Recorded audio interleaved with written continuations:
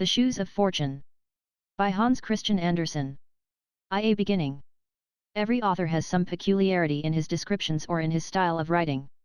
Those who do not like him, magnify it, shrug up their shoulders, and exclaim, "There he is again." I, for my part, know very well how I can bring about this movement and this exclamation.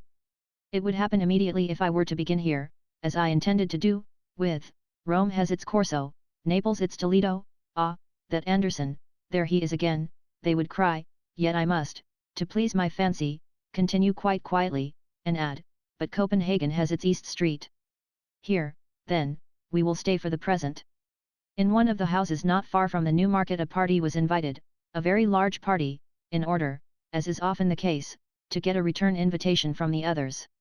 One half of the company was already seated at the card table, the other half awaited the result of the stereotype preliminary observation of the lady of the house. "Now let us see what we can do to amuse ourselves." They had got just so far, and the conversation began to crystallize, as it could but do with the scanty stream which the commonplace world supplied. Amongst other things they spoke of the Middle Ages, some praised that period as far more interesting, far more poetical than our own too sober present, indeed Councillor Knapp defended this opinion so warmly, that the hostess declared immediately on his side, and both exerted themselves with unwearied eloquence. The councillor boldly declared the time of King Hans to be the noblest and the most happy period. While the conversation turned on this subject, and was only for a moment interrupted by the arrival of a journal that contained nothing worth reading, we will just step out into the antechamber, where cloaks, mackintoshes, sticks, umbrellas, and shoes, were deposited. Here sat two female figures, a young and an old one. One might have thought at first they were servants come to accompany their mistresses home, but on looking nearer, one soon saw they could scarcely be mere servants, their forms were too noble for that, their skin too fine, the cut of their dress too striking. Two fairies were they, the younger, it is true, was not Dame Fortune herself, but one of the waiting maids of her handmaidens who carry about the lesser good things that she distributes, the other looked extremely gloomy, it was Care. She always attends to her own serious business herself, as then she is sure of having it done properly. They were telling each other, with a confidential interchange of ideas, where they had been during the day. The messenger of fortune had only executed a few unimportant commissions, such as saving a new bonnet from a shower of rain, etc., but what she had yet to perform was something quite unusual. "I must tell you," said she, "that today is my birthday, and in honor of it, a pair of walking shoes or galoshes has been entrusted to me, which I am to carry to mankind. These shoes possess the property of instantly transporting him who has them on to the place or the period in which he most wishes to be. Every wish, as regards time or place, or state of being, will be immediately fulfilled, and so at last man will be happy, here below." "Do you seriously believe it?" replied Care, in a severe tone of reproach. "No, he will be very unhappy, and will assuredly bless the moment when he feels that he has freed himself from the fatal shoes." "Stupid nonsense," said the other angrily. "I will put them here by the door.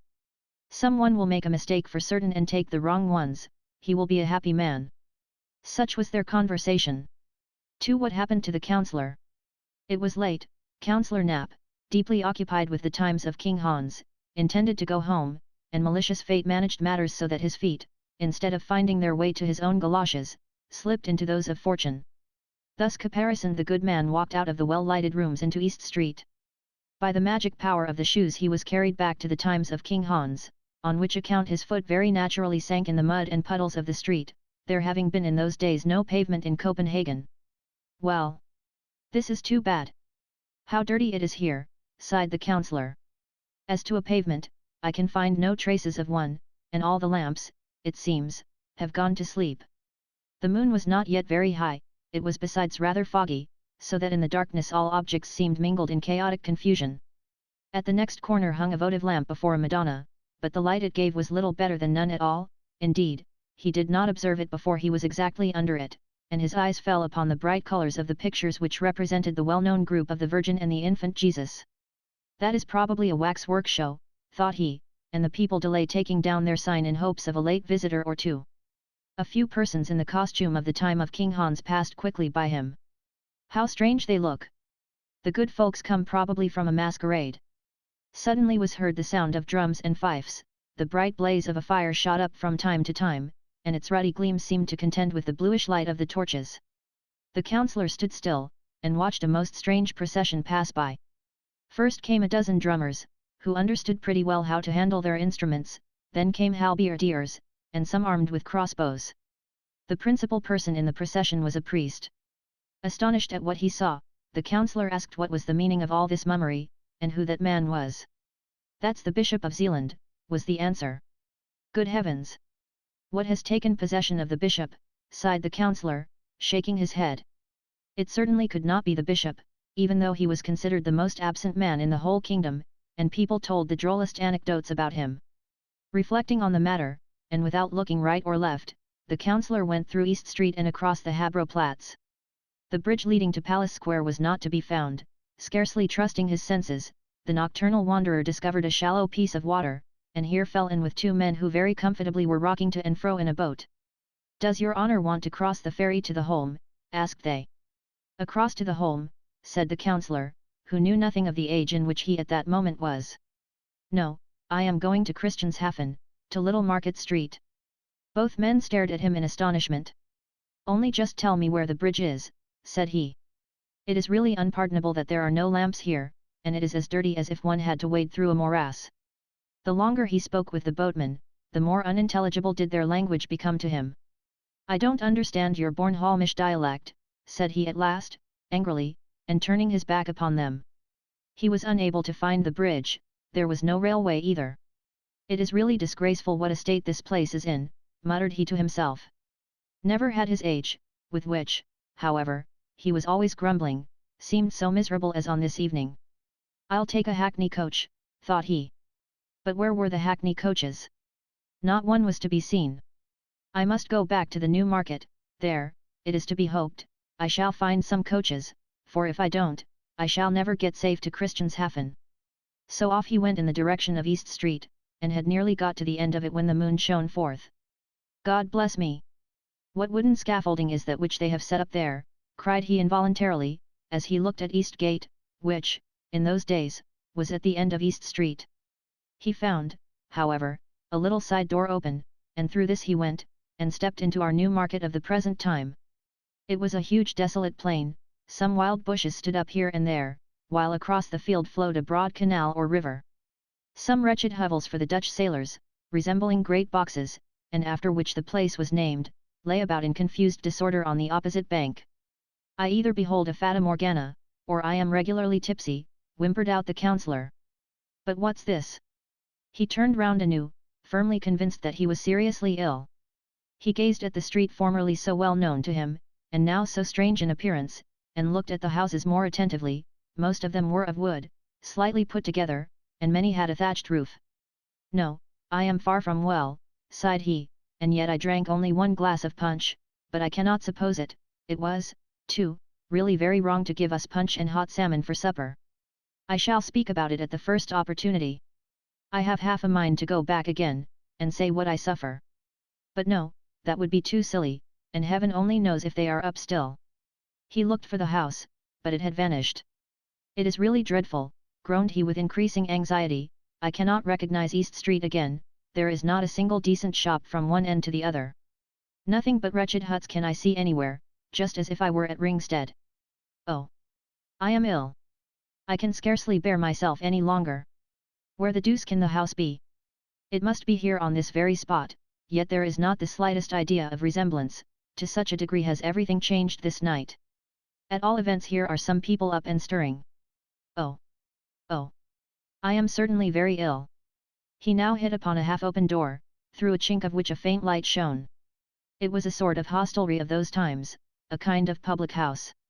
The room had some resemblance to the clay-floored halls in Holstein, a pretty numerous company, consisting of seamen, Copenhagen burghers and a few scholars, sat here in deep converse over their pewter cans, and gave little heed to the person who entered. "By your leave," said the councillor to the hostess, who came bustling towards him. "I've felt so queer all of a sudden, would you have the goodness to send for a hackney coach to take me to Christianshafen?"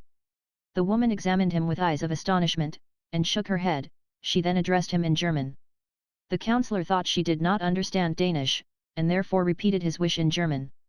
This, in connection with his costume, strengthened the good woman in the belief that he was a foreigner. That he was ill, she comprehended directly, so she brought him a pitcher of water, which tasted certainly pretty strong of the sea, although it had been fetched from the well.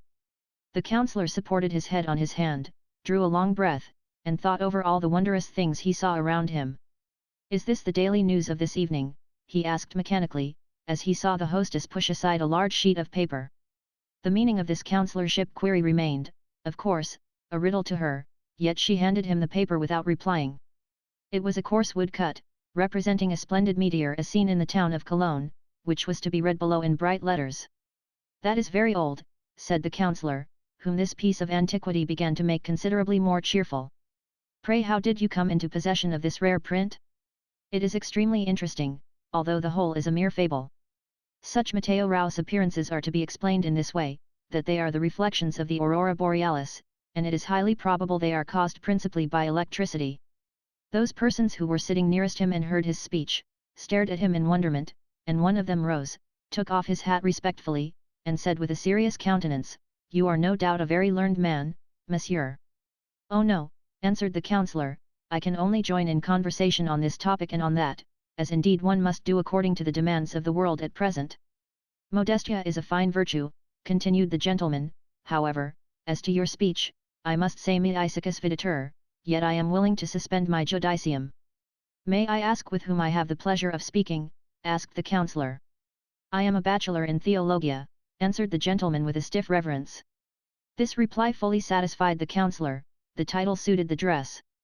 "He is certainly," thought he, "some village schoolmaster, some queer old fellow, such as one still often meets with in Jutland." "This is no locus docendi, it is true," began the clerical gentleman, "yet I beg you earnestly to let us profit by your learning. Your reading in the ancients is, sine dubio, of vast extent." "Oh yes, I've read something, to be sure," replied the counsellor. "I like reading all useful works, but I do not on that account despise the modern ones.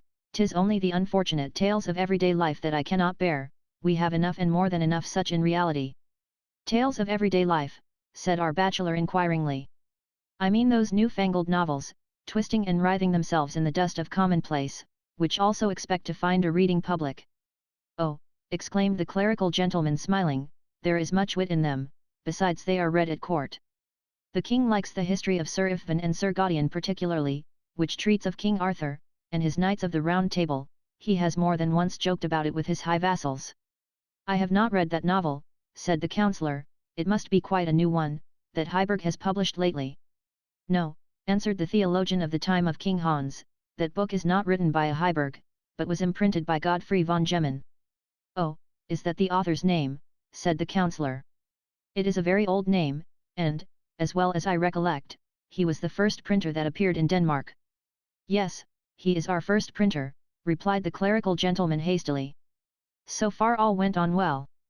Some one of the worthy burghers now spoke of the dreadful pestilence that had raged in the country a few years back, meaning that of 1484. The counsellor imagined it was the cholera that was meant, which people made so much fuss about, and the discourse passed off satisfactorily enough. The War of the Buccaneers of 1490 was so recent that it could not fail being alluded to. The English pirates had, they said, most shamefully taken their ships while in the roadstead, and the counsellor, before whose eyes the herostratic event of 1801 still floated vividly, agreed entirely with the others in abusing the rascally English. With other topics he was not so fortunate. Every moment brought about some new confusion, and threatened to become a perfect Babel, for the worthy bachelor was really too ignorant, and the simplest observations of the counsellor sounded to him too daring and fantastical. They looked at one another from the crown of the head to the solace of the feet, and when matters grew to too high a pitch, then the bachelor talked Latin, in the hope of being better understood, but it was of no use after all. "What's the matter?" asked the hostess, plucking the counsellor by the sleeve, and now his recollection returned, for in the course of the conversation he had entirely forgotten all that had preceded it. "Merciful God, where am I?" exclaimed he in agony, and while he so thought, all his ideas and feelings of overpowering dizziness, against which he struggled with the utmost power of desperation, encompassed him with renewed force. "Let us drink claret and mead, and Bremen beer," shouted one of the guests, "and you shall drink with us." Two maidens approached. One wore a cap of two staring colours, denoting the class of persons to which she belonged. They poured out the liquor, and made the most friendly gesticulations, while a cold perspiration trickled down the back of the poor counsellor. "What's to be the end of this?" What's to become of me, groaned he, but he was forced, in spite of his opposition, to drink with the rest. They took hold of the worthy man, who, hearing on every side that he was intoxicated, did not in the least doubt the truth of this certainly not very polite assertion, but on the contrary, implored the ladies and gentlemen present to procure him a hackney coach. They, however, imagined he was talking Russian. Never before, he thought, had he been in such a coarse and ignorant company, one might almost fancy the people had turned heathens again. It is the most dreadful moment of my life, the whole world is leagued against me. But suddenly it occurred to him that he might stoop down under the table, and then creep unobserved out of the door. He did so, but just as he was going, the others remarked what he was about, they laid hold of him by the legs, and now, happily for him, off fell his fatal shoes, and with them the charm was at an end. The counsellor saw quite distinctly before him a lantern burning, and behind this a large handsome house. All seemed to him in proper order as usual, it was East Street, splendid and elegant as we now see it. He lay with his feet towards a doorway, and exactly opposite sat the watchman asleep. "Gracious heaven," said he. "Have I lain here in the street and dreamed? Yes, 'tis East Street. How splendid and light it is! But really it is terrible what an effect that one glass of punch must have had on me." 2 minutes later, he was sitting in a hackney coach and driving to Frederikshafen. He thought of the distress and agony he had endured, and praised from the very bottom of his heart the happy reality, our own time, which, with all its deficiencies, is yet much better than that in which, so much against his inclination, he had lately been. 3. The Watchman's Adventure. "Why, there is a pair of galoshes, as sure as I'm alive," said the watchman, awaking from a gentle slumber. "They belong no doubt to the lieutenant who lives over the way. They lie close to the door." The worthy man was inclined to ring and deliver them at the house, for there was still a light in the window, but he did not like disturbing the other people in their beds, and so very considerately he left the matter alone. "Such a pair of shoes must be very warm and comfortable," said he, "the leather is so soft and supple. They fitted his feet as though they had been made for him. 'Tis a curious world we live in," continued he, soliloquizing. "There is the lieutenant, now, who might go quietly to bed if he chose, where no doubt he could stretch himself at his ease, but does he do it? No, he saunters up and down his room, because, probably, he has enjoyed too many of the good things of this world at his dinner. That's a happy fellow. He has neither an infirm mother, nor a whole troop of everlastingly hungry children to torment him. Every evening he goes to a party, where his nice supper costs him nothing. Would to heaven I could but change with him.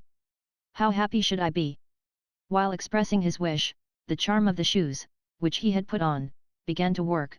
The watchman entered into the being and nature of the lieutenant. He stood in the handsomely furnished apartment, and held between his fingers a small sheet of rose-colored paper, on which some verses were written indeed by the officer himself, for who has not, at least once in his life, had a lyrical moment? And if one then marks down one's thoughts, poetry is produced. But here was written: "Oh, were I rich! Oh, were I rich!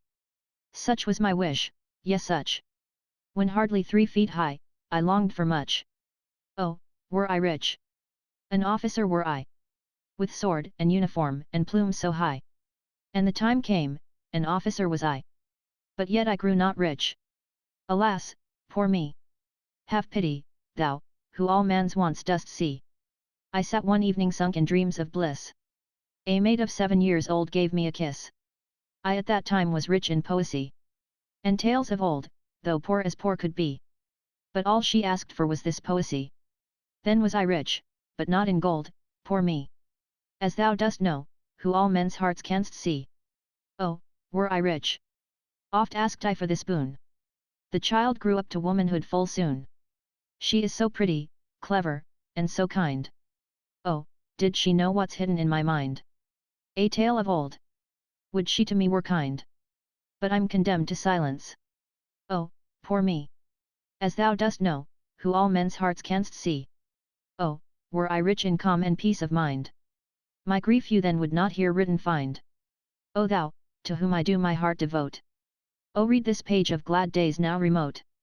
A dark, dark tale, which I tonight devote. Dark is the future now. Alas, poor me! Have pity thou, who all men's pains dost see. Such verses as these people write when they are in love.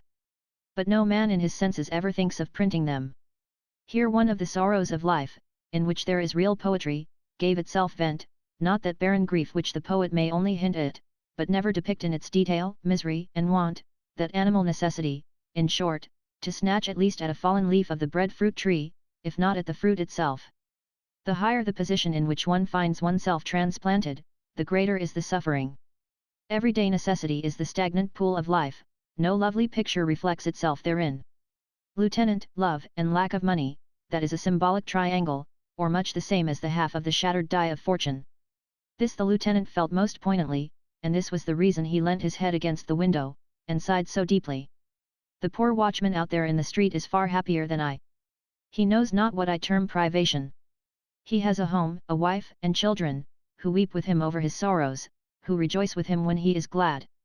Oh, far happier were I, could I exchange with him my being, with his desires and with his hopes perform the weary pilgrimage of life. Oh, he is 100 times happier than I. In the same moment the watchman was again watchman.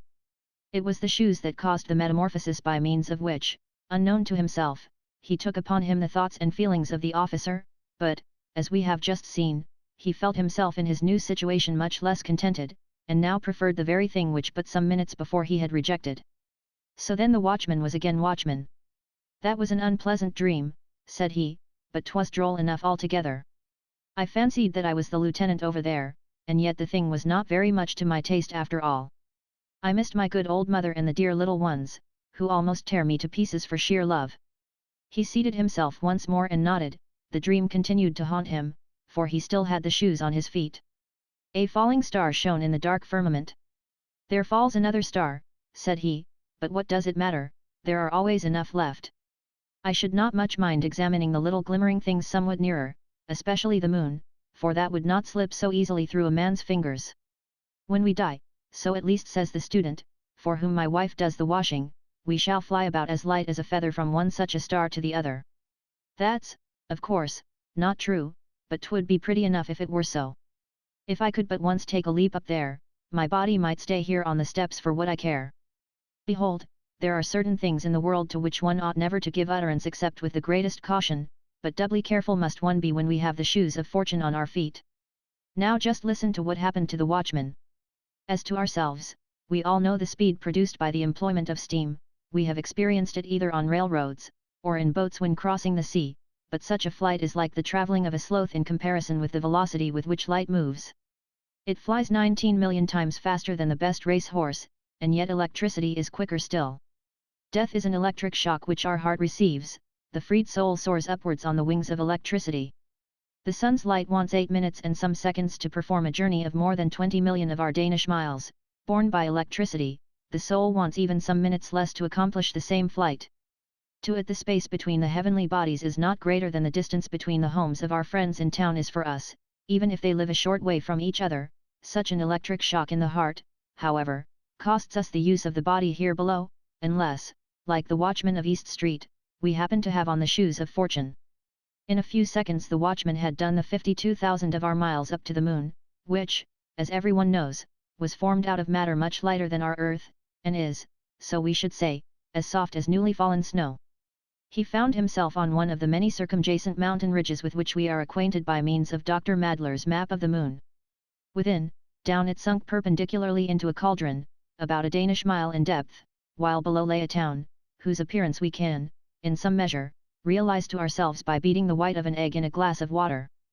The matter of which it was built was just as soft, and formed similar towers and domes and pillars, transparent and rocking in the thin air, while above his head our earth was rolling like a large fiery ball. He perceived immediately a quantity of beings who were certainly what we call men, yet they looked different to us. A far more correct imagination than that of the pseudo-Herschel had created them, and if they had been placed in rank and file, and copied by some skillful painter's hand, one would, without doubt, have exclaimed involuntarily, "What a beautiful arabesque!" Probably a translation of the celebrated Moon Hoax, written by Richard A. Locke, and originally published in New York. They had a language too, but surely nobody can expect that the soul of the watchman should understand it. Be that as it may, it did comprehend it, for in our souls there germinate far greater powers than we poor mortals, despite all our cleverness, have any notion of. Does she not show us, she the queen in the land of enchantment, her astounding dramatic talent in all our dreams? There every acquaintance appears and speaks upon the stage, so entirely in character, and with the same tone of voice, that none of us, when awake, were able to imitate it. How well can she recall persons to our mind, of whom we have not thought for years, when suddenly they step forth every inch a man, resembling the real personages, even to the finest features, and become the heroes or heroines of our world of dreams. In reality, such remembrances are rather unpleasant. Every sin, every evil thought, may, like a clock with alarm or chimes, be repeated at pleasure. Then the question is if we can trust ourselves to give an account of every unbecoming word in our heart and on our lips. The watchman's spirit understood the language of the inhabitants of the moon pretty well. The Selenites disputed variously about our earth, and expressed their doubts if it could be inhabited. The air, they said, must certainly be too dense to allow any rational dweller in the moon the necessary free respiration. They considered the moon alone to be inhabited. They imagined it was the real heart of the universe or planetary system, on which the genuine cosmopolites, or citizens of the world, dwelt. What strange things men, no, what strange things Selenites sometimes take into their heads. About politics they had a good deal to say. But little Denmark must take care what it is about, and not run counter to the moon, that great realm, that might in an ill humour bestir itself, and dash down a hailstorm in our faces, or force the Baltic to overflow the sides of its gigantic basin. We will, therefore, not listen to what was spoken, and on no condition run in the possibility of telling tales out of school, but we will rather proceed, like good quiet citizens, to East Street, and observe what happened meanwhile to the body of the watchman. He sat lifeless on the steps. The morning star, that is to say, the heavy wooden staff, headed with iron spikes, and which had nothing else in common with its sparkling brother in the sky, had glided from his hand, while his eyes were fixed with glassy stare on the moon, looking for the good old fellow of a spirit which still haunted it. "What's the hour, watchman?" asked a passer-by. But when the watchman gave no reply, the merry roisterer, who was now returning home from a noisy drinking bout, took it into his head to try what a tweak of the nose would do, on which the supposed sleeper lost his balance. The body lay motionless, stretched out on the pavement. The man was dead. When the patrol came up, all his comrades, who comprehended nothing of the whole affair, were seized with a dreadful fright, for dead he was, and he remained so. The proper authorities were informed of the circumstance, people talked a good deal about it, and in the morning the body was carried to the hospital. Now that would be a very pretty joke, if the spirit when it came back and looked for the body in East Street, were not to find one. No doubt it would, in its anxiety, run off to the police, and then to the hue and cry office, to announce that the finder will be handsomely rewarded, and at last away to the hospital. Yet we may boldly assert that the soul is shrewdest when it shakes off every fetter, and every sort of leading string. The body only makes it stupid. The seemingly dead body of the watchman wandered, as we have said, to the hospital, where it was brought into the general viewing room, and the first thing that was done here was naturally to pull off the galoshes, when the spirit, that was merely gone out on adventures, must have returned with the quickness of lightning to its earthly tenement. It took its direction towards the body in a straight line, and a few seconds after, life began to show itself in the man. He asserted that the preceding night had been the worst that ever the malice of fate had allotted him. He would not for 2 silver marks again go through what he had endured while moon-stricken, but now, however, it was over. The same day he was discharged from the hospital as perfectly cured, but the shoes meanwhile remained behind. For a moment of head importance, an evening's dramatic readings, a most strange journey. Every inhabitant of Copenhagen knows, from personal inspection, how the entrance to Frederick's Hospital looks, but as it is possible that others, who are not Copenhagen people, may also read this little work, we will beforehand give a short description of it. The extensive building is separated from the street by a pretty high railing, the thick iron bars of which are so far apart, that in all seriousness, it is said, some very thin fellow had of a night occasionally squeezed himself through to go and pay his little visits in the town. The part of the body most difficult to manage on such occasions was, no doubt, the head. Here, as is so often the case in the world, long-headed people get through best. So much, then, for the introduction. One of the young men, whose head, in a physical sense only, might be said to be of the thickest, had the watch that evening. The rain poured down in torrents, yet despite these 2 obstacles, the young man was obliged to go out, if it were but for a quarter of an hour, and as to telling the doorkeeper about it, that, he thought, was quite unnecessary, if, with a whole skin, he were able to slip through the railings. There, on the floor lay the galoshes, which the watchman had forgotten. He never dreamed for a moment that they were those of Fortune, and they promised to do him good service in the wet, so he put them on. The question now was, if he could squeeze himself through the grating, for he had never tried before. Well, there he stood. Would to heaven I had got my head through, said he, involuntarily, and instantly through it slipped, easily and without pain, notwithstanding it was pretty large and thick. But now the rest of the body was to be got through. Ah!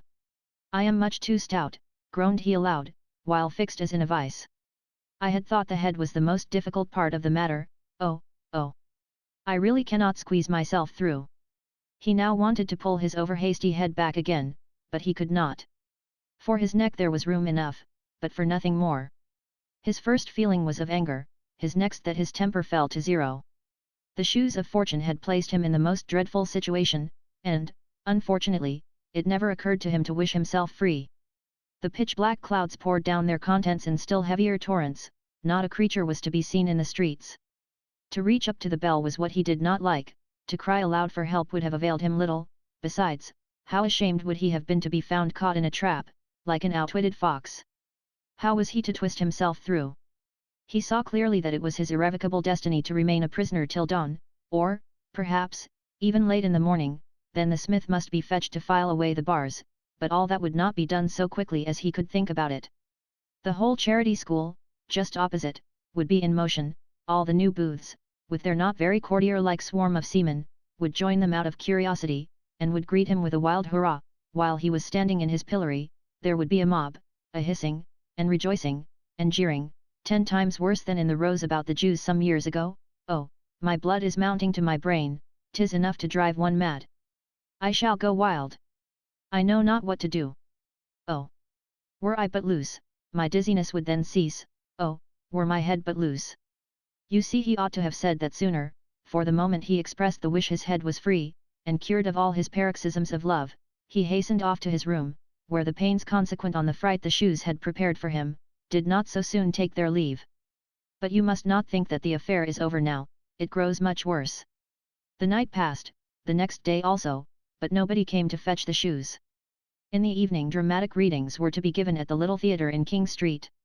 The house was filled to suffocation, and among other pieces to be recited was a new poem by H.C. Andersen, called, My Aunt's Spectacles, the contents of which were pretty nearly as follows. A certain person had an aunt, who boasted of particular skill in fortune-telling with cards, and who was constantly being stormed by persons that wanted to have a peep into futurity. But she was full of mystery about her art, in which a certain pair of magic spectacles did her essential service. Her nephew, a merry boy, who was his aunt's darling, begged so long for these spectacles, that, at last, she lent him the treasure, after having informed him, with many exhortations, that in order to execute the interesting trick, he need only repair to some place where a great many persons were assembled, and then, from a higher position, whence he could overlook the crowd, pass the company in review before him through his spectacles. Immediately the inner man of each individual would be displayed before him, like a game of cards, in which he unerringly might read what the future of every person presented was to be. Well pleased, the little magician hastened away to prove the powers of the spectacles in the theatre, no place seeming to him more fitted for such a trial. He begged permission of the worthy audience, and set his spectacles on his nose. A motley phantasmagoria presents itself before him, which he describes in a few satirical touches, yet without expressing his opinion openly. He tells the people enough to set them all thinking and guessing, but in order to hurt nobody, he wraps his witty oracular judgments in a transparent veil, or rather in a lurid thundercloud, shooting forth bright sparks of wit, that they may fall in the powder magazine of the expectant audience. The humorous poem was admirably recited, and the speaker much applauded. Among the audience was the young man of the hospital, who seemed to have forgotten his adventure of the preceding night. He had on the shoes, for as yet no lawful owner had appeared to claim them, and besides it was so very dirty out of doors, they were just the thing for him, he thought. The beginning of the poem he praised with great generosity, he even found the idea original and effective. But that the end of it, like the Rhine, was very insignificant, proved, in his opinion, the author's want of invention, he was without genius, etc. This was an excellent opportunity to have said something clever. Meanwhile he was haunted by the idea, he should like to possess such a pair of spectacles himself, then, perhaps, by using them circumspectly, one would be able to look into people's hearts, which, he thought, would be far more interesting than merely to see what was to happen next year, for that we should all know in proper time, but the other never. I can now, said he to himself, Fancy the whole row of ladies and gentlemen sitting there in the front row, if one could but see into their hearts, yes, that would be a revelation, a sort of bazaar. In that lady yonder, so strangely dressed, I should find for certain a large milliner's shop, in that one the shop is empty, but it wants cleaning plain enough. But there would also be some good stately shops among them. Alas, sighed he, I know one in which all is stately, but there sits already a spruce young shopman, which is the only thing that's amiss in the whole shop. All would be splendidly decked out, and we should hear, walk in, gentlemen, pray walk in, here you will find all you please to want. Ah! I wish to heaven I could walk in and take a trip right through the hearts of those present. And behold! To the shoes of fortune this was the cue, the whole man shrunk together and a most uncommon journey through the hearts of the front row of spectators, now began. The first heart through which he came, was that of a middle-aged lady, but he instantly fancied himself in the room of the Institution for the Cure of the Crooked and Deformed, where casts of misshapen limbs are displayed in naked reality on the wall. Yet there was this difference, in the institution the casts were taken at the entry of the patient, but here they were retained and guarded in the heart while the sound persons went away. They were, namely, casts of female friends, whose bodily or mental deformities were here most faithfully preserved. With the snake-like writhings of an idea he glided into another female heart, but this seemed to him like a large holy fane. The white dove of innocence fluttered over the altar. How gladly would he have sunk upon his knees, but he must away to the next heart, yet he still heard the pealing tones of the organ, and he himself seemed to have become a newer and a better man. He felt unworthy to tread the neighbouring sanctuary which a poor garret, with a sick bedrid mother, revealed.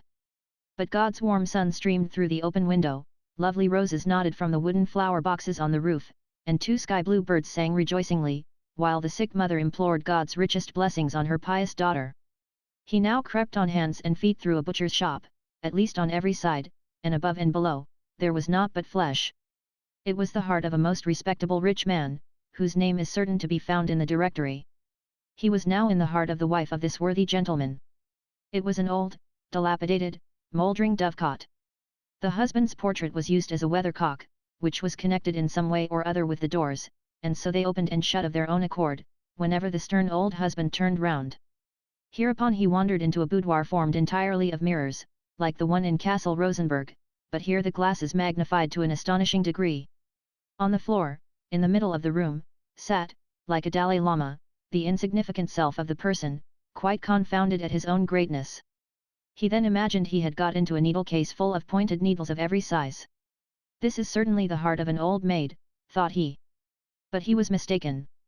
It was the heart of a young military man, a man, as people said, of talent and feeling. In the greatest perplexity, he now came out of the last heart in the row. He was unable to put his thoughts in order, and fancied that his too lively imagination had run away with him. Good heavens, sighed he. I have surely a disposition to madness. 'Tis dreadfully hot here, my blood boils in my veins and my head is burning like a coal. And he now remembered the important event of the evening before, how his head had got jammed in between the iron railings of the hospital. That's what it is, no doubt, said he. I must do something in time, under such circumstances a Russian bath might do me good. I only wish I were already on the upper bank. And so there he lay on the uppermost bank in the vapour bath, but with all his clothes on, in his boots and galoshes, while the hot drops fell scalding from the ceiling on his face. Halloa! Cried he, leaping down. The bathing attendant, on his side, uttered a loud cry of astonishment when he beheld in the bath, a man completely dressed. The other, however, retained sufficient presence of mind to whisper to him, "'Tis a bet, and I have won it." But the first thing he did as soon as he got home, was to have a large blister put on his chest and back to draw out his madness. The next morning he had a sore chest and a bleeding back, and, excepting the fright, that was all that he had gained by the shoes of fortune. The metamorphosis of the copying clerk. The watchman, whom we have certainly not forgotten, thought meanwhile of the galoshes he had found and taken with him to the hospital. He now went to fetch them, and as neither the lieutenant, nor anybody else in the street, claimed them as his property, they were delivered over to the police office. "Why, I declare the shoes look just like my own," said one of the clerks, eyeing the newly found treasure, whose hidden powers, even he, sharp as he was not able to discover. "One must have more than the eye of a shoemaker to know one pair from the other," said he, soliloquizing, and putting, at the same time, the galoshes in search of an owner, beside his own in the corner. "Here, sir," said one of the men, who panting brought him a tremendous pile of papers.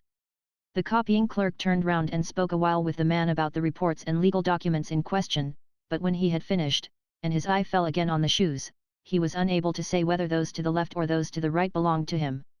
At all events it must be those which are wet, thought he, but this time, in spite of his cleverness, he guessed quite wrong, for it was just those of fortune which played as it were into his hands, or rather on his feet. And why, I should like to know, are the police never to be wrong? So he put them on quickly, stuck his papers in his pocket, and took besides a few under his arm, intending to look them through at home to make the necessary notes.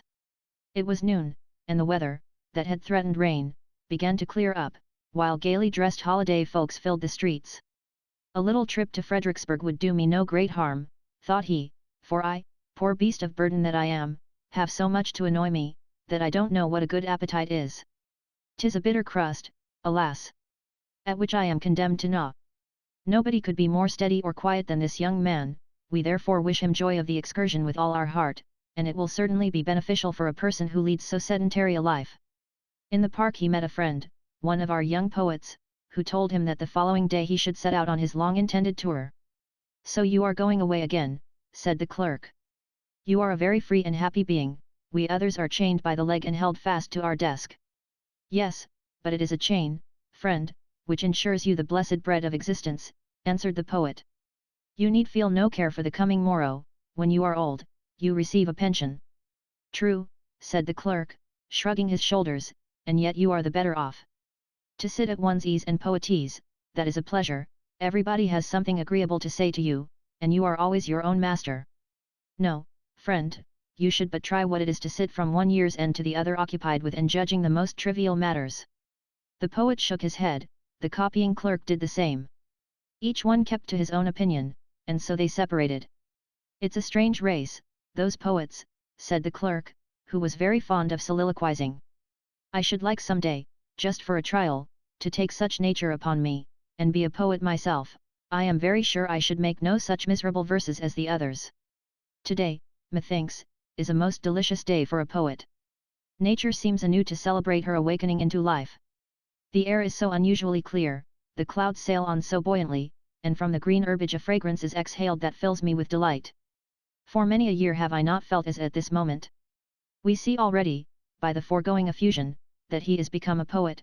To give further proof of it, however, would in most cases be insipid, for it is a most foolish notion to fancy a poet different from other men. Among the latter there may be far more poetical natures than many an acknowledged poet, when examined more closely, could boast of. The difference only is, that the poet possesses a better mental memory, on which account he is able to retain the feeling and the thought till they can be embodied by means of words, a faculty which the others do not possess. But the transition from a commonplace nature to one that is richly endowed, demands always a more or less breakneck leap over a certain abyss which yawns threateningly below, and thus must the sudden change with the clerk strike the reader. The sweet air, continued he of the police office, in his dreamy imaginings, how it reminds me of the violets in the garden of my Aunt Magdalena. Yes, then I was a little wild boy, who did not go to school very regularly. Oh heavens! 'Tis a long time since I have thought on those times. The good old soul! She lived behind the exchange. She always had a few twigs or green shoots in water, let the winter rage without as it might. The violets exhaled their sweet breath, whilst I pressed against the window panes covered with fantastic frostwork the copper coin I had heated on the stove, and so made peepholes. What splendid vistas were then opened to my view! What change, what magnificence! Yonder in the canal lay the ships frozen up, and deserted by their whole crews, with the screaming crow for the sole occupant. But when the spring, with a gentle stirring motion, announced her arrival, a new and busy life arose, with songs and hurrahs the ice was sawn asunder, the ships were fresh tarred and rigged, that they might sail away to distant lands. But I have remained here, must always remain here, sitting at my desk in the office, and patiently see other people fetch their passports to go abroad. Such is my fate. Alas, sighed he, and was again silent. Great heaven! What is come to me? Never have I thought or felt like this before.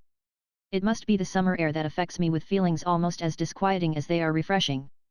He felt in his pocket for the papers.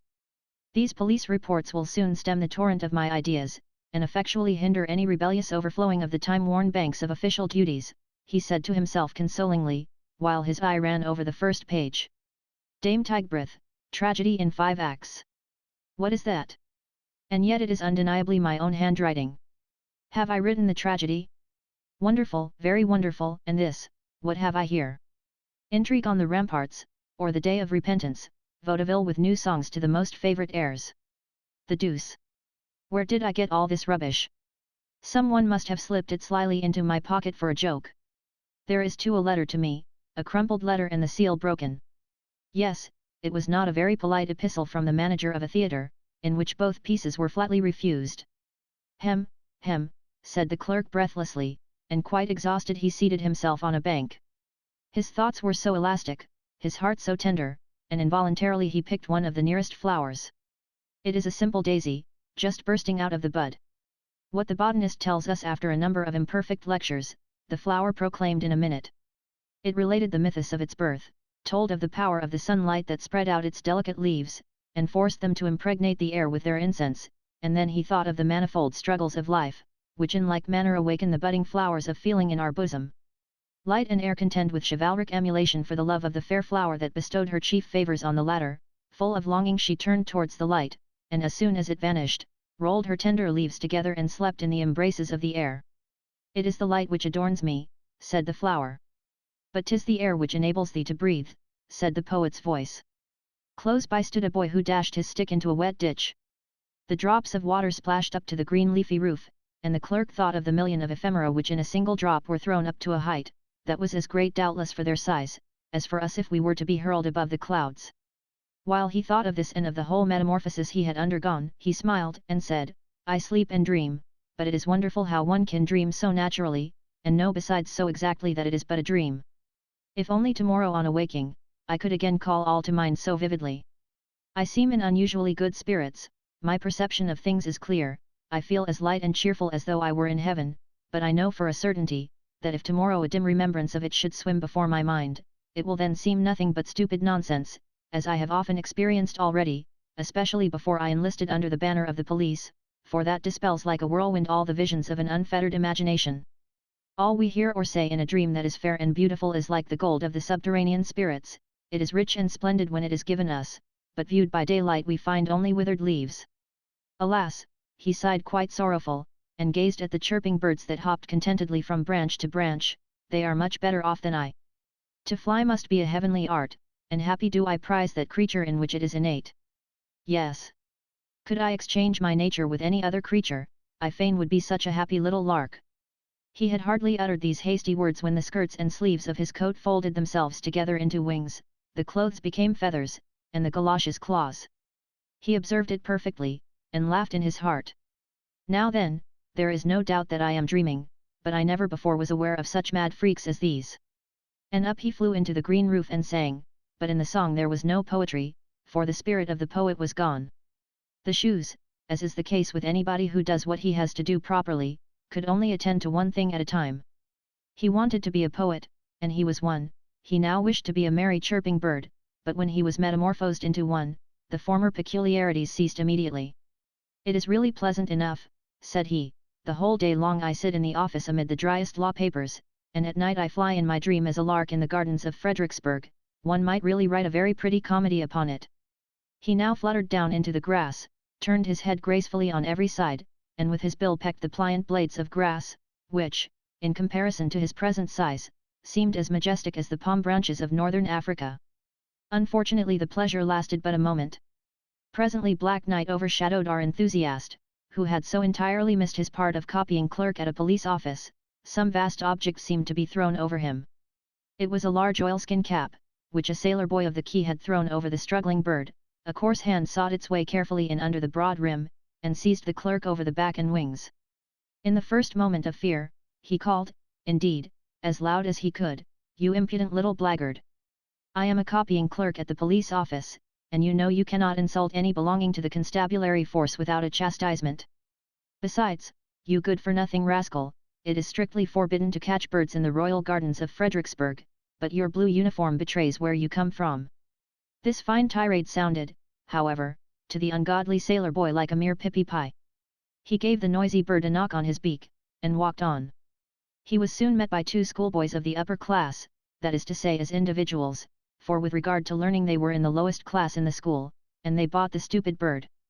So the copying clerk came to Copenhagen as guest, or rather as prisoner in a family living in Gother Street. "'Tis well that I'm dreaming," said the clerk, "or I really should get angry. First I was a poet, now sold for a few pence as a lark, no doubt it was that accursed poetical nature which has metamorphosed me into such a poor harmless little creature. It is really pitiable, particularly when one gets into the hands of a little blackguard, perfect in all sorts of cruelty to animals. All I should like to know is, how the story will end." The two schoolboys, the proprietors now of the transformed clerk, carried him into an elegant room. A stout stately dame received them with a smile, but she expressed much dissatisfaction that a common field bird, as she called the lark, should appear in such high society. For today, however, she would allow it, and they must shut him in the empty cage that was standing in the window. "Perhaps he will amuse my good Polly," added the lady, looking with a benignant smile at a large green parrot that swung himself backwards and forwards most comfortably in his ring, inside a magnificent brass-wired cage. "Today is Polly's birthday," said she with stupid simplicity, "and the little brown field bird must wish him joy." Mr. Polly uttered not a syllable in reply, but swung to and fro with dignified condescension, while a pretty canary, as yellow as gold, that had lately been brought from his sunny fragrant home, began to sing aloud. "Noisy creature! Will you be quiet?" screamed the lady of the house, covering the cage with an embroidered white pocket handkerchief.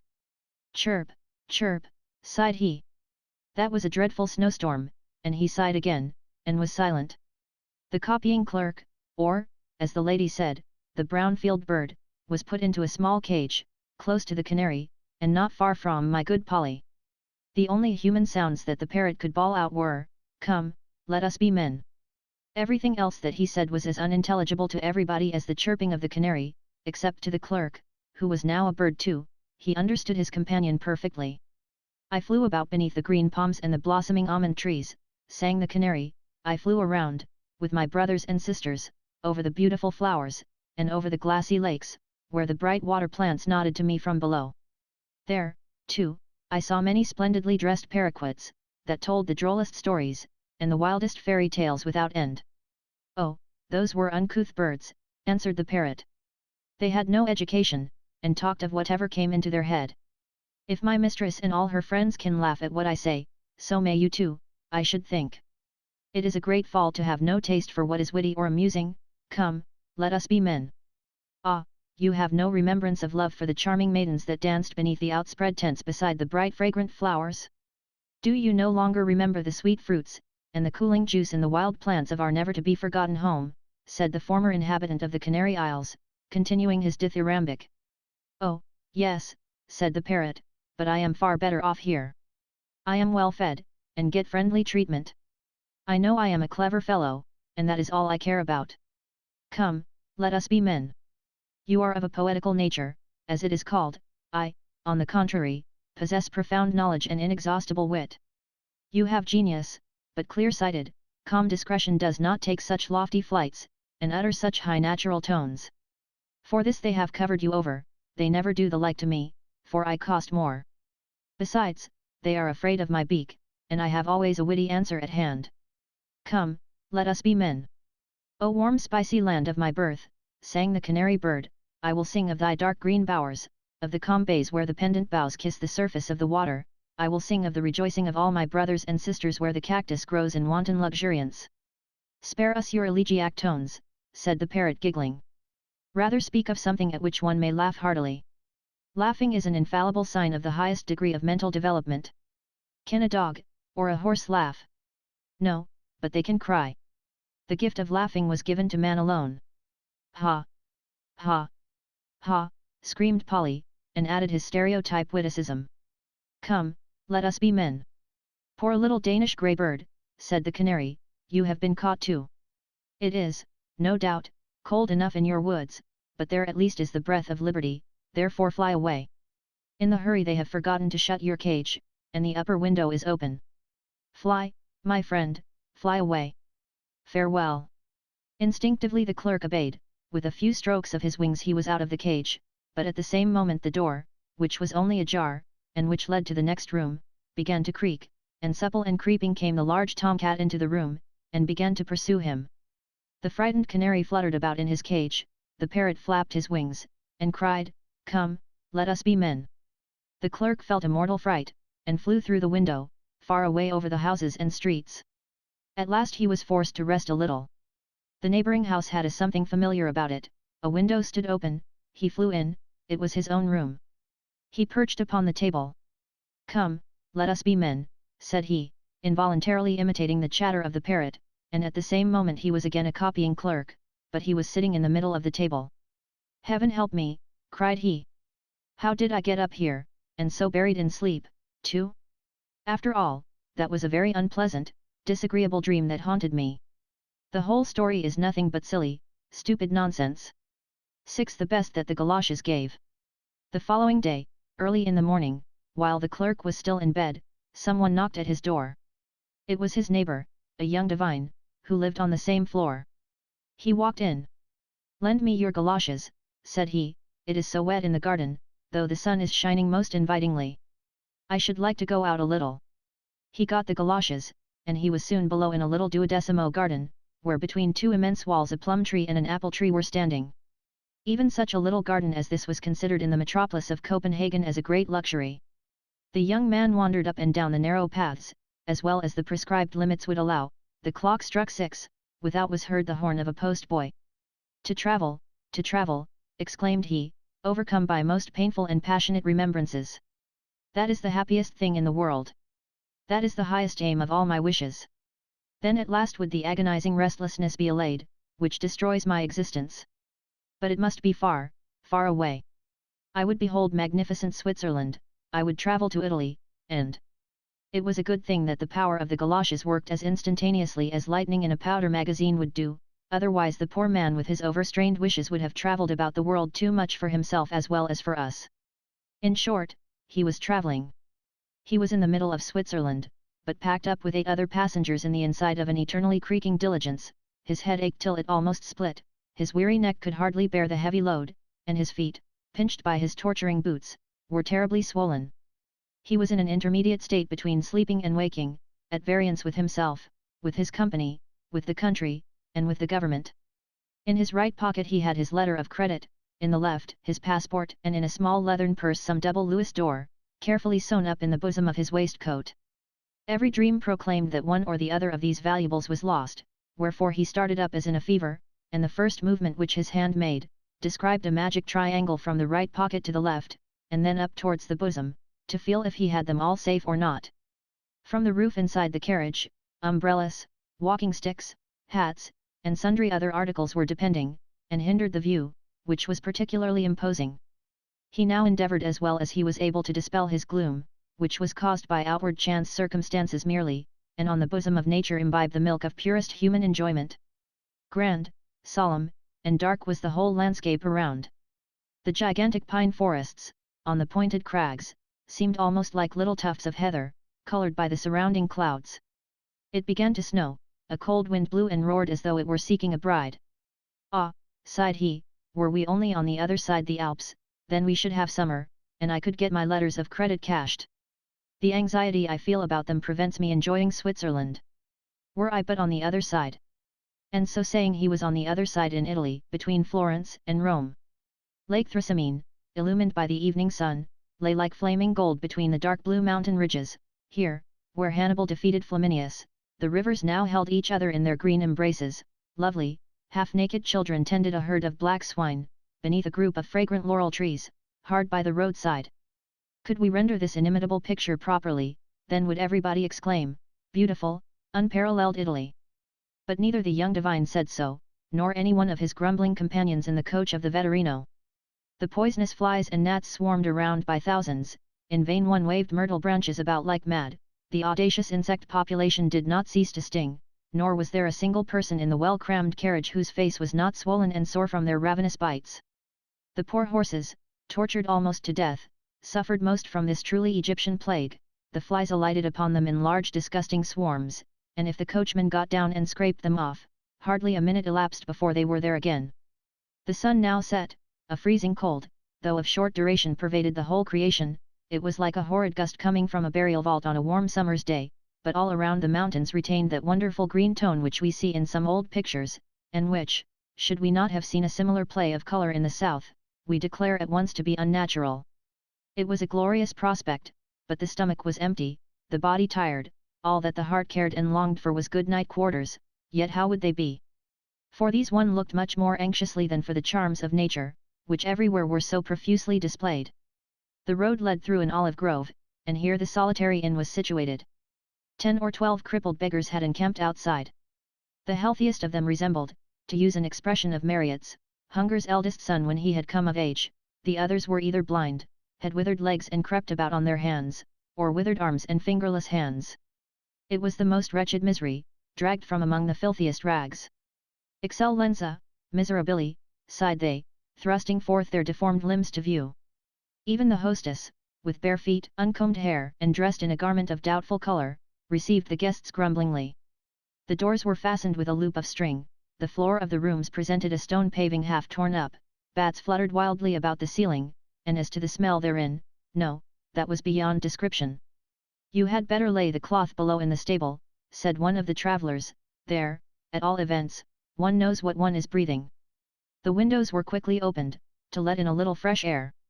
Quicker, however, than the breeze, the withered, sallow arms of the beggars were thrust in, accompanied by the eternal whine of miserabili, miserabili, excellenza. On the walls were displayed innumerable inscriptions, written in nearly every language of Europe, some in verse, some in prose, most of them not very laudatory of Bella Italia. The meal was served. It consisted of a soup of salted water, seasoned with pepper and rancid oil. The last ingredient played a very prominent part in the salad. Stale eggs and roasted coxcombs furnished the grand dish of the repast. The wine even was not without a disgusting taste, it was like a medicinal draught. At night the boxes and other effects of the passengers were placed against the rickety doors. One of the travellers kept watch while the others slept. The sentry was our young divine. How close it was in the chamber! The heat oppressive to suffocation, the gnats hummed and stung unceasingly, the miserabili without whined and moaned in their sleep. Travelling would be agreeable enough, said he groaning, if one only had no body, or could send it to rest while the spirit went on its pilgrimage unhindered, whither the voice within might call it. Wherever I go, I am pursued by a longing that is insatiable, that I cannot explain to myself, and that tears my very heart. I want something better than what is, but what is fled in an instant. But what is it, and where is it to be found? Yet, I know in reality what it is I wish for. Oh! Most happy were I, could I but reach one aim, could but reach the happiest of all. And as he spoke the word he was again in his home, the long white curtains hung down from the windows, and in the middle of the floor stood the black coffin, in it he lay in the sleep of death. His wish was fulfilled, the body rested, while the spirit went unhindered on its pilgrimage. Let no one deem himself happy before his end, were the words of Solon, and here was a new and brilliant proof of the wisdom of the old apothegm. Every corpse is a sphnx of immortality. Here too on the black coffin the sphnx gave us no answer to what he who lay within had written 2 days before. O mighty death, thy silence teaches not. Thou leadest only to the near grave's brink. Is broken now the ladder of my thoughts? Do I instead of mounting only sink? Our heaviest grief the world oft seeth not. Our sorest pain we hide from stranger eyes.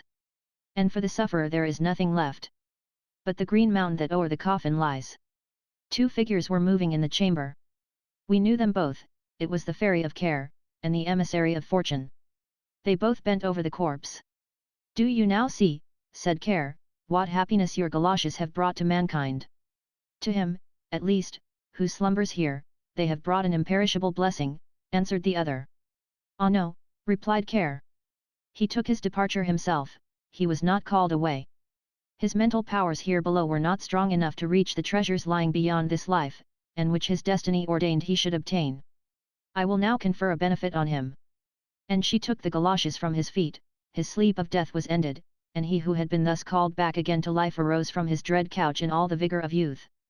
Care vanished, and with her the galoshes. She has no doubt taken them for herself, to keep them to all eternity.